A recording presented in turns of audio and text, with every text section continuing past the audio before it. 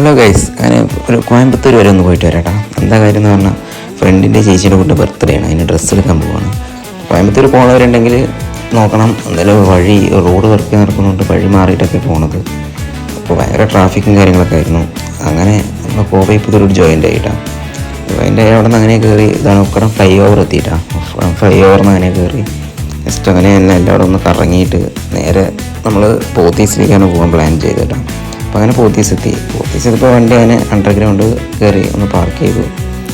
വണ്ടി പാർക്ക് ചെയ്ത് അകത്ത് കയറിയപ്പോൾ നല്ല കളക്ഷൻസ് ആയിരുന്നു കേട്ടോ. നമ്മൾ ഏകദേശം ഒരു അരമണിക്കൂറുള്ള ഡ്രസ്സൊക്കെ എടുത്ത് വീണ്ടും അവിടെ നിന്ന് തിരിച്ച് താഴെ ഇറങ്ങി അങ്ങനെ ജസ്റ്റ് അവിടെ ഒരു സർബത്ത് കിട്ടുന്ന കടയുണ്ടെന്ന് പറഞ്ഞു. ഇളനീർ സർബത്ത് കേട്ടോ. ആ കടയ്ക്ക് പോകാമെന്ന് വിചാരിച്ചു. ഇതാണ് കട. കയറി നോക്കി, ഒരു സർബത്ത് 120 രൂപയാണ് കേട്ടോ. പക്ഷെ നല്ല ക്വാണ്ടിറ്റിയാണ്. എടുത്തതൊന്ന് കുടിച്ച് നോക്കി. കുടിച്ചപ്പോഴാണ് മനസ്സിലായത് സംഭവം അടിപൊളിയായിരുന്നു.